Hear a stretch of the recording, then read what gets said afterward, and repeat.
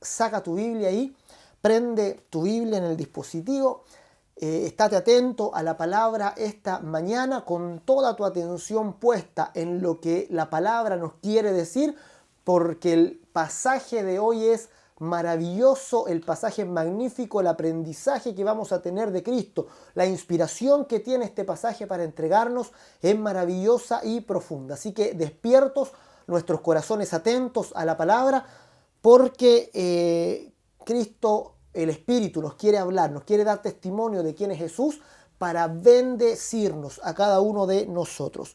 Marcos capítulo 8, vamos ahí a la escritura. Marcos capítulo 8 y vamos a leer desde el versículo 1, ya, Marcos capítulo 8, del versículo 1 al 13. Estamos comenzando ya este capítulo 8 de Marcos, del 1 al 13. Todos juntos, con todo nuestro corazón, vamos a dar lectura y luego vamos ahí a meditar en lo que este pasaje nos quiere entregar. Todos juntos, con todo nuestro corazón. Dice: en aquellos días, como había una gran multitud y no tenían qué comer, Jesús llamó a sus discípulos y les dijo: tengo compasión de la gente, porque ya hace 3 días que están conmigo y no tienen qué comer.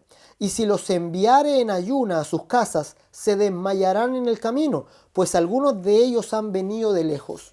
Sus discípulos respondieron: ¿de dónde podrá alguien saciar de pan a estos aquí en el desierto? Él les preguntó: ¿cuántos panes tenéis? Ellos dijeron: 7. Entonces mandó a la multitud que se recostase en tierra, y tomando los 7 panes y habiendo dado gracias, los partió y dio a sus discípulos para que los pusiesen delante. Y los pusieron delante de la multitud. Tenían también unos pocos pececillos, y los bendijo y mandó que también los pusiesen delante. Y comieron y se saciaron, y recogieron los pedazos que habían sobrado, 7 canastas. Eran los que comieron, como 4,000, y los despidió. Y luego, entrando en la barca con sus discípulos, vino a la región de Dalmanuta. Vinieron entonces los fariseos y comenzaron a discutir con él, pidiéndole señal del cielo, para tentarle. Y gimiendo en su espíritu dijo: ¿por qué pide señal esta generación? De cierto os digo que no se dará señal a esta generación. Y dejándolos, volvió a entrar en la barca y se fue a la otra ribera. Este pasaje nos parece muy familiar. Si tú has seguido las predicaciones en los últimos domingos, seguramente el relato se te hace muy familiar, porque hace unos pocos domingos atrás vimos también algo muy similar. En esencia es el mismo milagro, la misma señal que Jesús presenta delante de la multitud. Los números son distintos. Anteriormente habían, dice, como 5,000 personas, ahora hay 4,000. Antes era distinta la cantidad de peces, eran 5 panes y 5 peces, ahora son 7 panes y unos pocos pececillos. El lugar donde se realiza también es distinto. La primera multiplicación es en territorio judío, principalmente con judíos. Ahora estamos en territorio gentil, donde también nos indica Jesús que esa provisión sobreabundante de la que hablamos en la primera multiplicación es universal, es para todos. Eso ya lo habíamos dicho los domingos anteriores, cuando Jesús realiza sus señales también en medio de los gentiles, sanando, se recuerdan, a la hija de la mujer sirofenicia o al hombre que estaba sordo y tartamudo. Jesús ahora multiplica y alimenta a 4,000 personas en medio del desierto, en la multitud. ¿Por qué Marcos se da el tiempo de repetir una señal, de relatarnos nuevamente? Si 2 señales eran tan parecidas, podríamos decir, sería suficiente con dejar una, con que nos hubiera relatado solo una de ellas, pero Marcos nos relata las 2. Y esto es porque la señal quiere entregarnos algo de suma importancia.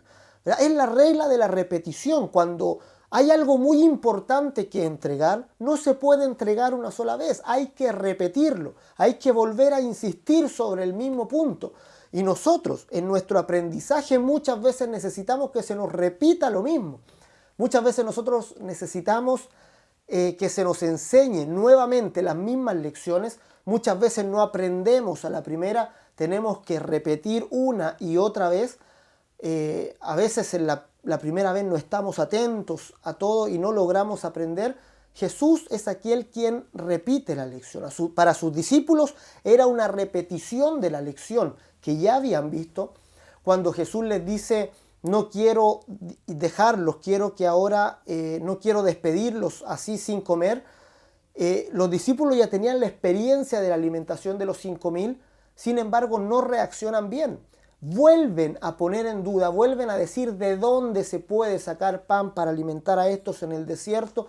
Vuelven a mirar la imposibilidad en vez de mirar a Cristo, ¿verdad? ¿Quién es aquel que sacia completamente, aquel que no tiene límite en cuanto a la provisión? Ya habíamos visto en la multiplicación de los 5.000 de que Cristo se presenta frente a sus discípulos como aquel proveedor sobreabundante, como el proveedor ilimitado, como aquel que nunca no tiene límite en cuanto a dar. Sin embargo, acá los discípulos vuelven a poner en duda, vuelven a ver la limitación.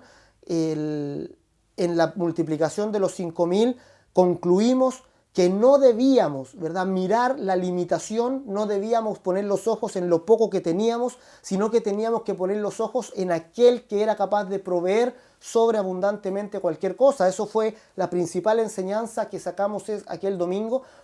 Sin embargo, esa lección parece no haber sido aprendida por los discípulos y necesitan que Jesús vuelva a ponerlos en una condición muy similar a la anterior, y Jesús vuelve a manifestar su gloria, a alimentar a 4.000 personas en el desierto, y vuelven a llenar canastos nuevamente con las sobras que quedaron, para que no hubiera duda que Jesús es, sin lugar a dudas, el proveedor sobreabundante, aquel que nunca tiene las manos vacías, aquel que siempre tiene algo para entregar, siempre tiene algo para dar. Por tanto, Jesús vuelve y Marcos nos relata la repetición de esta señal ahora en territorio gentil. Y de este relato vamos a obtener 4 enseñanzas principales, 4 enseñanzas fundamentales esta mañana. La primera es la disposición de Jesús. Vamos a ver la disposición de Cristo revelándonos a un Dios que contrasta con el Dios del antiguo pacto. Vamos a ver que aquí Jesús se compara o se contrasta con la figura de Moisés en el desierto, mostrándonos en primer lugar la disposición de Jesús. Vamos a ver en segundo lugar que esta disposición de Jesús significa para nosotros una gran responsabilidad, para quienes somos sus discípulos. La disposición de Jesús le entrega a los discípulos una responsabilidad muy grande. En tercer lugar, vamos a ver cómo podemos cumplir esta responsabilidad en este mundo, que también es revelado aquí en este pasaje. ¿De qué manera podríamos nosotros responder a esta responsabilidad que tenemos por la disposición de Jesús? Y en cuarto lugar, ¿por qué la urgencia de cumplir con esta responsabilidad? Vamos a ver estos 4 puntos. En primer lugar, la disposición de Jesús. En segundo, nuestra responsabilidad. En tercer lugar, el cómo podemos responder a esta responsabilidad. Y en último lugar, el por qué la urgencia de cumplir con esta responsabilidad. Vamos a ver entonces en primer lugar la disposición de Jesús, que aquí Marcos lo relata de una manera magnífica, contrastando algo que ya era conocido, que era la figura de Moisés en el desierto. Marcos nos relata que la gente había estado 3 días con Jesús sin comer en el desierto. Es decir, la gente se agolpó al desierto donde estaba Jesús, lo siguió por un espacio de 3 días, y es Jesús ahora quien toma la iniciativa de alimentarlos, y esto es muy importante. Fíjense que no es la gente que reclama, no es la multitud que dice, oye Jesús, ¿por qué no nos das de comer? Podríamos decir, la gente no se quejó diciendo, ¿nos sacaste a morir al desierto? No, la gente había ido ahí voluntariamente, siguiendo a Jesús, y al parecer no tenía intención de irse. Esto nos llama muchísimo la atención. ¿Por qué la gente no se devolvió a su casa si no tenía que comer al primer día? Sino que soportaron todo un día sin comer, y en vez de pensar retornar, ellos querían seguir en el desierto con Jesús. Pasó un segundo día y un tercero, y parece que no tenían intención de irse, y tampoco estaban reclamándole a Jesús de que no tenían que comer. Es decir, fíjense, la figura de Cristo, de Jesús, en medio de las personas, parecía que las personas estaban tan cautivadas bebiendo de las palabras de Jesús que hasta se le olvidó que tenían que comer. Las personas eran saciadas por la persona de Jesús y no tenían la intención de irse. Querían quedarse en el desierto, oyendo a Cristo, bebiendo de sus palabras. De alguna manera eran alimentados de una manera gloriosa. Y eso ocurre cuando uno se encuentra con Cristo. Cuando tú te encuentras con Jesús, obtienes alimento para tu alma. Sientes que eres saciado completamente en tus necesidades más íntimas, que son saciadas, cosas que nadie en el mundo, que nadie en esta tierra puede saciar. Esas necesidades profundas de tu corazón, esas preguntas existenciales profundas de tu mente, son respondidas de una manera gloriosa, son saciadas de una manera grandiosa y fenomenal por Cristo. Él es quien sacia nuestro ser, nuestro corazón, y cuando nos encontramos con Él ya no queremos volver. Ya no hay lugar para la queja, ya no hay lugar para decir algo en contra de estar con Cristo. Es Cristo quien toma la iniciativa ahora de alimentarlos. No es la gente quejándose, es Cristo quien quiere saciarlos. Y esto es en verdad magnífico porque lo podemos comparar con la figura de Moisés.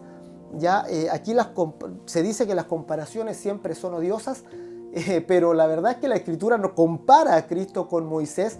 En el libro de Hebreos se dice que Cristo es mayor que Moisés fue fiel en toda la casa de Dios como siervo para anunciar lo que había de venir, pero Cristo como hijo sobre su casa, la cual casa somos nosotros, si permanecemos en esta esperanza firme.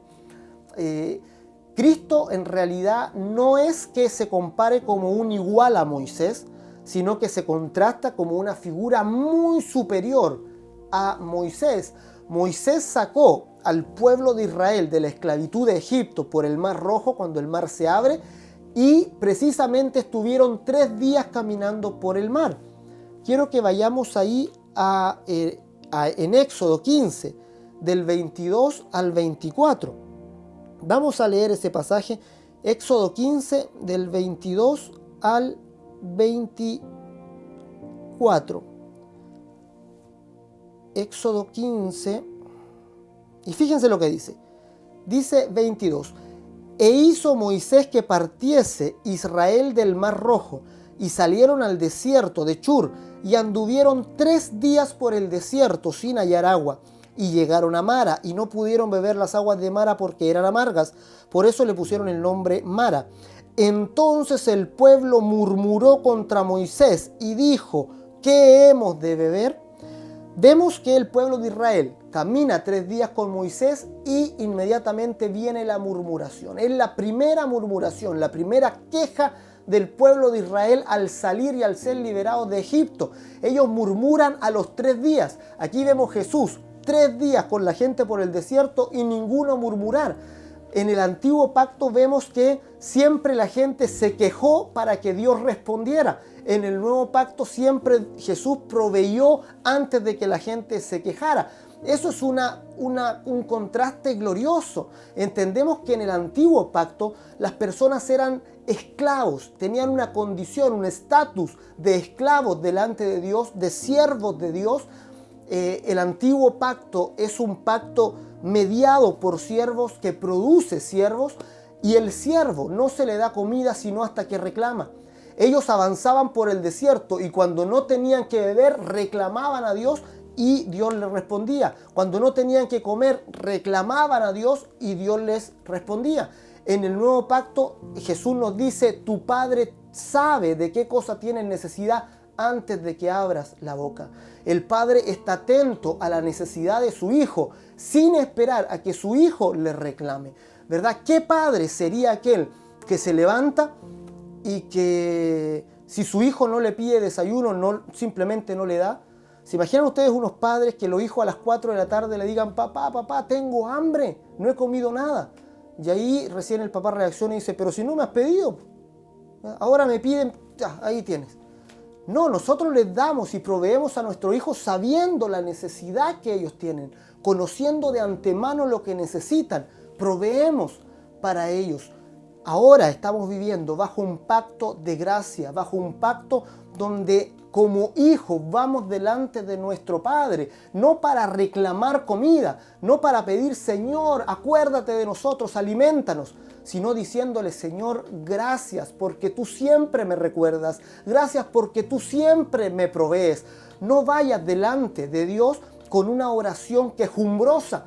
No vayas delante de Dios en oración como si Él te hubiese olvidado, porque eso es falso. Esa es la oración del antiguo pacto. En la oración del antiguo pacto uno le decía, Señor, préstame atención, te olvidaste de mí.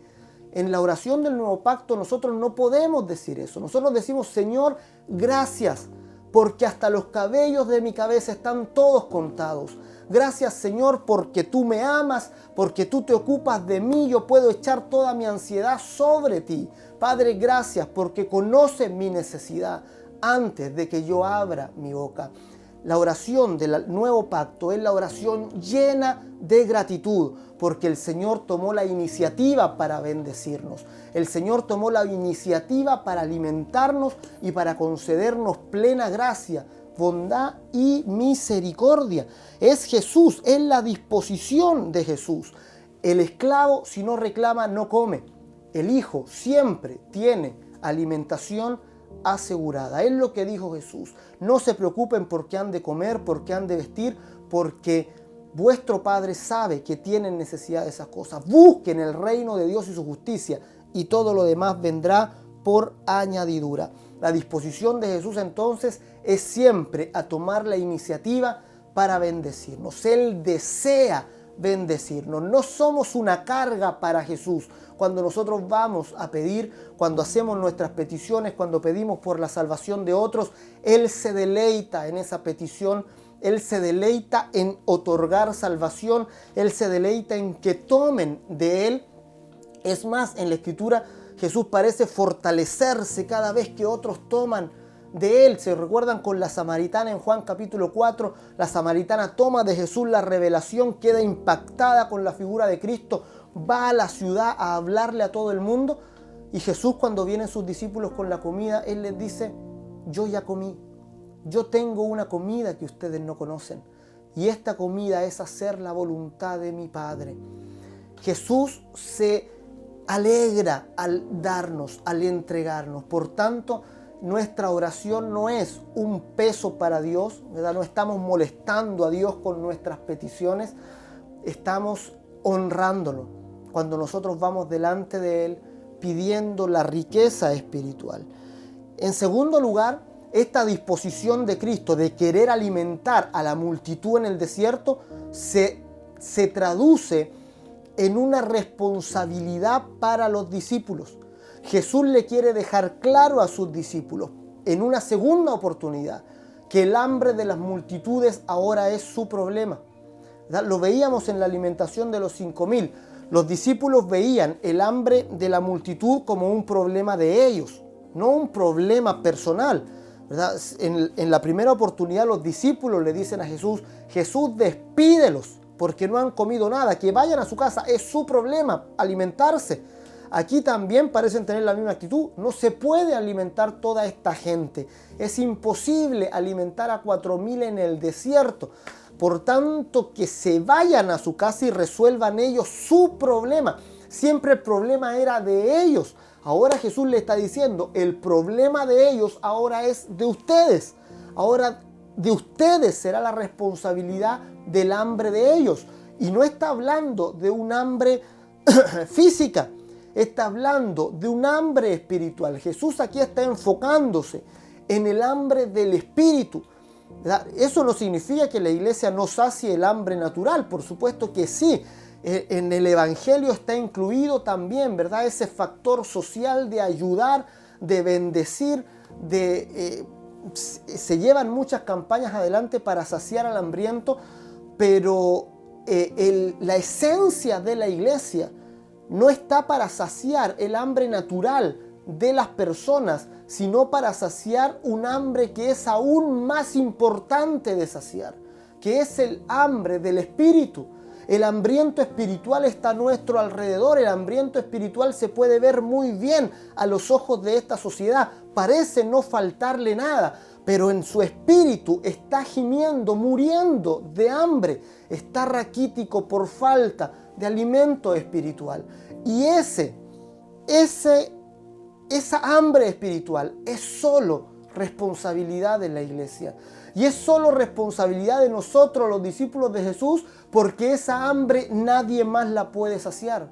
Esa hambre es imposible de saciar por otros medios. Por eso Jesús quiere dejarles muy claro a los discípulos que el hambre de pan de vida eterna, porque recuerden que en Juan Jesús después de la multiplicación se presenta diciendo: yo soy el pan de vida eterna que descendió del cielo y da vida al mundo. El que come mi carne y bebe mi sangre tiene vida en sí mismo. A eso se está refiriendo Jesús, a esa hambre espiritual que solo puede saciarse con la verdadera comida y la verdadera bebida, que es el cuerpo y la sangre de Cristo.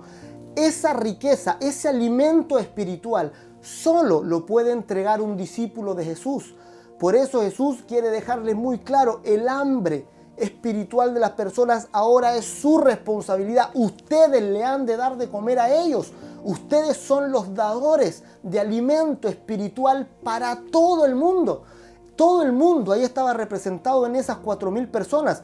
Los 5.000 judíos, los 4.000 gentiles representan a todo el mundo, a toda la humanidad que había de ser alimentada por ese puñado pequeño de discípulos que seguían a Jesús.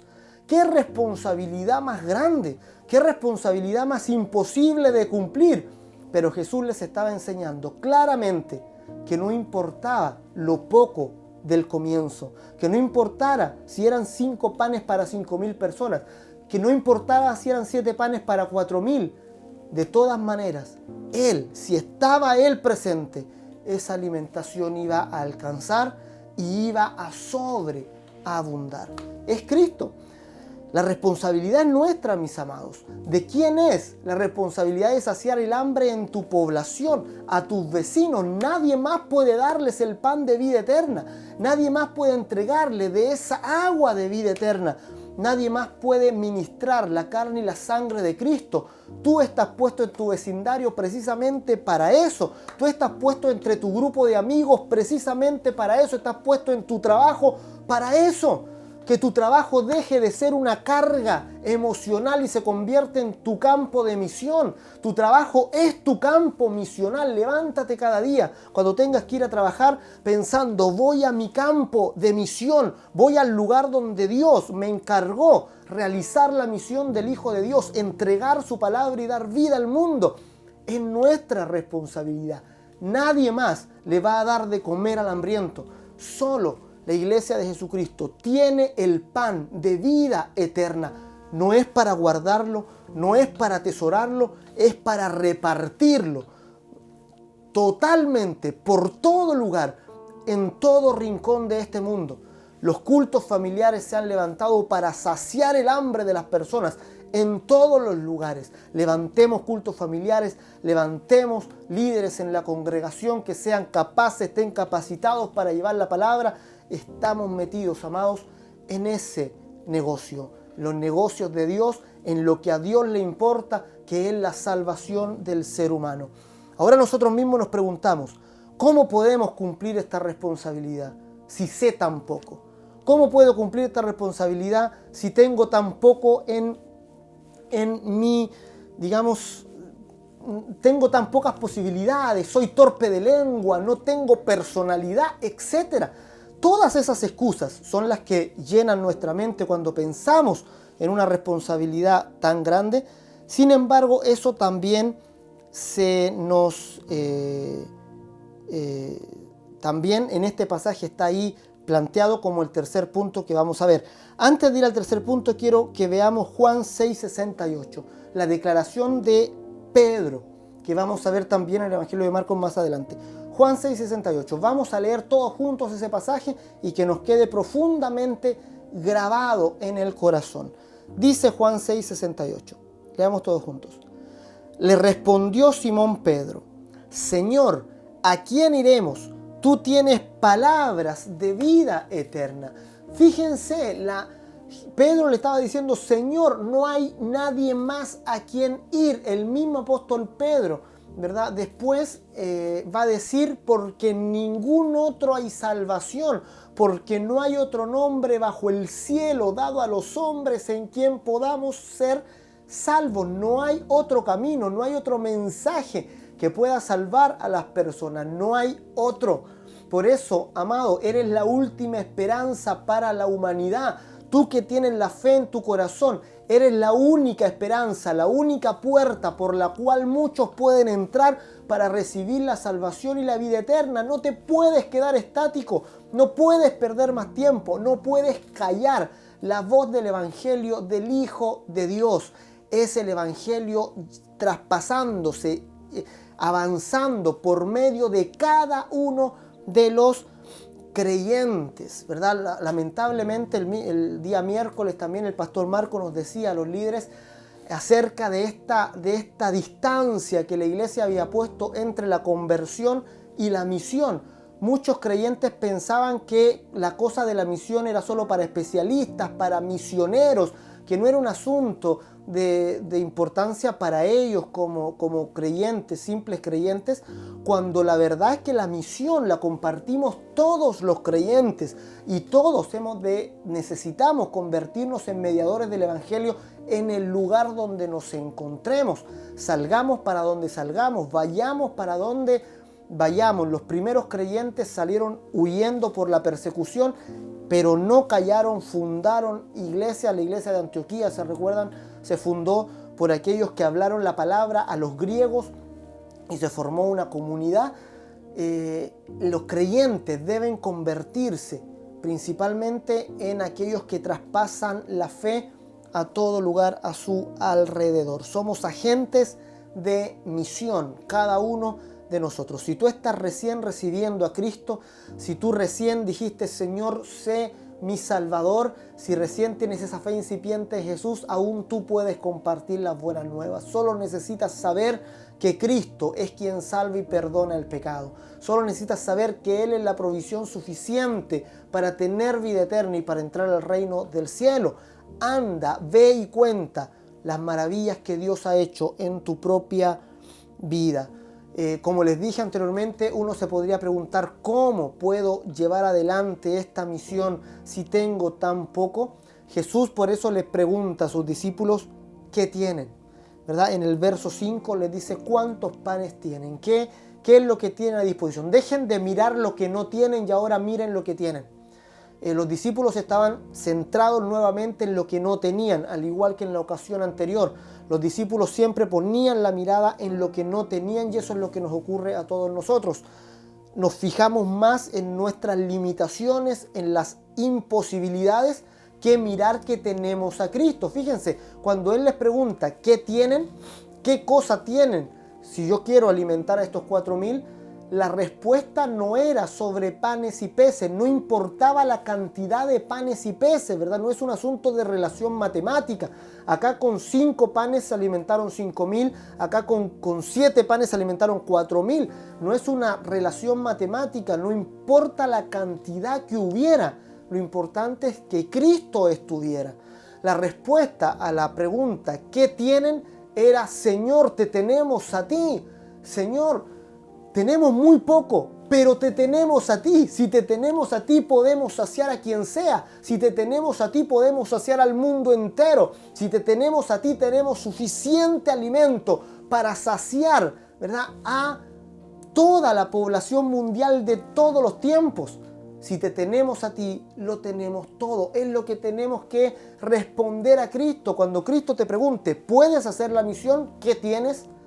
Tú te podrías decir: uy, tengo tan poco, Señor, tengo pocos contactos, no tengo personalidad, no tengo fuerza de voluntad, no tengo esto, aquello, no tengo ninguna cosa, Señor, pero te tengo a ti. Si tenemos a Cristo, tenemos absolutamente todo. Si tenemos a Cristo y ponemos nuestros ojos en Él, entonces seremos los mejores misioneros sobre la tierra. Entonces seremos aquellos que comparten una palabra que es poder para todo aquel que cree, al judío y al griego, a todos. Poder de Dios, dunamis de Dios, es la palabra que dice: Él se ha sacrificado por nosotros, su sangre nos limpia de todo pecado, su perdón viene por creer en Cristo, el Hijo de Dios. Palabras potentes que alimentan el corazón de las personas, palabras gloriosas que hasta un niño puede declarar y puede formar el reino de los cielos. La profecía dice: de la boca de los niños y aún de los que maman, fundaré fortalezas. Las palabras de los niños, de los hijos de Dios ahora se abren para proclamar un evangelio glorioso. No importa las limitaciones, no importa las imposibilidades. Si tenemos a Cristo, luego todo es posible. Lo tenemos a Él. ¿Tienes a Cristo en el corazón? Solo procura tenerlo a Él. Si lo tienes a Él, tienes todo. No te falta nada. Comienza a proclamar las buenas nuevas. Conviértete en aquel que da alimento para la multitud que nos rodea. Iglesia, vamos a alimentar a multitudes de gentes. Vamos a alimentar a multitudes, llevando la misión adelante, yendo, orando, dando. Hacemos la misión de Cristo. ¿Qué es lo que tienen? Se responde en el verso 5. Tengo a Jesús, entonces di ahí: tengo todo lo suficiente. ¿Qué tienes? Tienes a Cristo. Pon ahí en los comentarios: tengo todo lo suficiente porque tengo a Cristo. Tengo al Hijo de Dios en mi corazón. En cuarto lugar, y como conclusión, ¿por qué la urgencia? ¿Por qué debemos aprender esta lección sin falta? Es una lección que se vuelve a repetir en el Evangelio de Marcos, y esa repetición tiene que hacernos entender que esto es algo de vital importancia. ¿Por qué tengo que entender que es urgente llevar adelante la misión? Es porque es el principal deseo, anhelo, pasión del corazón de Dios para las personas. Vemos que Jesús ahora vuelve a gemir. Jesús está en territorio gentil, ahora haciendo la misma señal para los gentiles. 4.000 gentiles se sacian de pan en el desierto, pero vienen los fariseos. Vienen los fariseos y nuevamente empiezan a preguntar a Jesús, porque es una señal mesiánica muy clara la que Jesús hace en ese lugar. Recuerden ustedes que los judíos esperaban a este profeta escatológico, a este segundo Moisés que había de venir, profetizado ahí en Deuteronomio 18:18. Dios le dice a Moisés: uno como tú vendrá y a él deben oír. Pondré mis palabras en su boca y él les hablará todo lo que yo mandare. Pero los fariseos estaban como confundidos porque esta señal no se parecía a la señal del maná en el desierto. O sea, básicamente era como lo mismo. También eran alimentados con pan en el desierto, pero el pan no bajó del cielo como en el caso de Moisés. Por eso los discípulos van donde Jesús y les dice: ya Jesús, nosotros te recibiríamos como el Mesías, pero si nos das una señal del cielo. Es decir, que este mismo pan no se multiplique así en la mano de los discípulos como está pasando ahora, porque eso no lo habíamos visto antes. Pero haz que llueva pan del cielo. Es decir, danos una señal del cielo, les pidieron ellos, porque así entenderemos que el maná cae de la misma forma en que cayó con Moisés, y entonces nosotros te aceptamos como el Mesías profetizado en el Deuteronomio.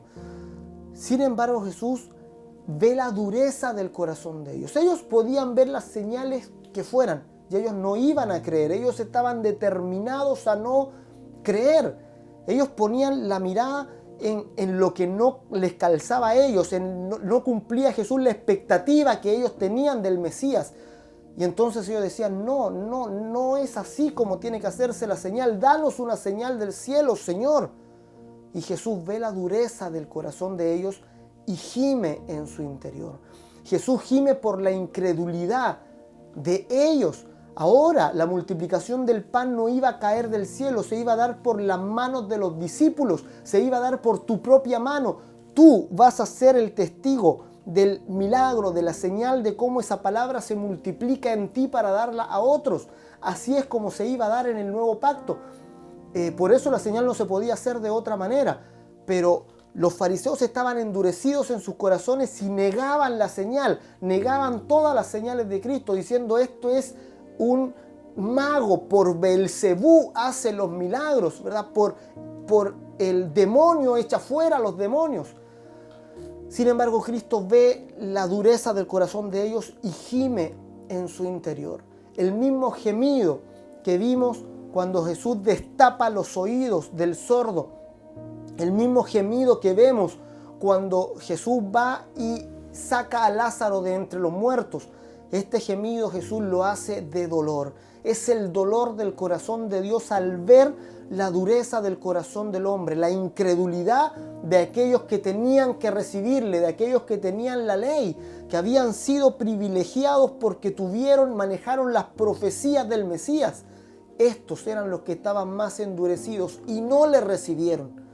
A lo suyo vino y los suyos no le recibieron. Jesús gime porque es lo que Él desea. Él desea que sus palabras sean recibidas por todos, no para ganar algo Él, sino para poder entregar, que el ser humano sea beneficiado por sus palabras. La incredulidad está matando a mucha gente a nuestro alrededor. Muchos están con un velo en sus ojos. Pablo nos dice, el enemigo, ¿verdad?, ha cegado el entendimiento de los incrédulos. Tiene un velo sobre sus ojos, pero este velo cae cuando la palabra de Cristo es anunciada con poder y con ese poder del Espíritu Santo. Así que, amado, profundicemos en esto. Dile al Señor con todo tu corazón, yo me quiero convertir en alguien que proclame las buenas nuevas por el poder del Espíritu Santo. Alguien que pueda anunciar tu palabra y que pueda ver cómo esos velos caen de los ojos de las personas y ahora ya se dan cuenta, sí, Jesús, tú me salvaste. Jesús, tú me salvaste. ¿Cómo no me pude dar cuenta antes? Y corran a Cristo y sean salvados por Él y estén por la eternidad en el reino de los cielos. En nuestra misión tenemos una responsabilidad. Consideremos la actitud del Señor, la disposición de Jesús de querer salvar a todos. Él no quiere que ninguno perezca, sino que todos procedan al arrepentimiento. Vemos también que eso se traduce en una responsabilidad grande para nosotros, pero que tenemos todo lo suficiente para llevarla a cabo porque tenemos a Cristo. Él no nos ha dejado, no nos ha abandonado. Él nos ha dejado su nombre, Él nos ha dejado el Espíritu Santo, Él nos ha dejado multitud de ángeles que vienen para ayudar a los herederos de la salvación. Él nos ha dejado las armas de la luz, las armas espirituales para llevar adelante la misión. Él nos ha dejado la oración, Él nos ha dejado la comunión, Él nos ha dejado toda la riqueza espiritual, el poder de Dios a nuestra disposición para llevar adelante la misión. Alégrate, amado, porque eres parte de una misión gloriosa, porque juntos vamos a alimentar a las multitudes hambrientas con la palabra de Cristo. Su carne es verdadera comida, su sangre es verdadera bebida. Vamos adelante, iglesia, anímate, que el Señor nos está edificando cada día, está llevando adelante su misión y tú eres parte de ella. Oremos juntos esta mañana. Padre, en el nombre de Jesús, te damos gracias por este tiempo que tú nos das para mirar en tu palabra el testimonio del Hijo de Dios, para ver en tu palabra esta misión gloriosa que tú nos has dado, que nos has concedido y en la cual participamos con gozo, con alegría, Señor. Pedimos por valentía, Señor. Yo te pido que des a mis hermanos, les concedas también valentía de nuevo para abrir su boca y anunciar tu palabra, para que por todos los medios posibles, Señor, tu nombre sea anunciado. Señor, que ninguno de nosotros nos quedemos estáticos ante una misión tan grande. Están las multitudes delante de nosotros, Señor, pero nosotros te tenemos a ti. Te tenemos a ti, el proveedor sobreabundante. Te tenemos a ti, el Dios ilimitado. Te tenemos a ti, Santo Hijo de Dios. Por lo tanto, tenemos toda posibilidad, todo poder, todo lo podemos si tú estás con nosotros, Señor. Te damos gracias, te honramos, Señor, te bendecimos. Te pido que tú llenes el corazón de cada uno de los creyentes, eche fuera su temor, eche fuera, Señor, su inseguridad, eche fuera en el nombre de Jesús todo aquello que está estorbando, que tu bendición pueda fluir libremente a sus corazones. Sean benditos en el nombre de Jesús.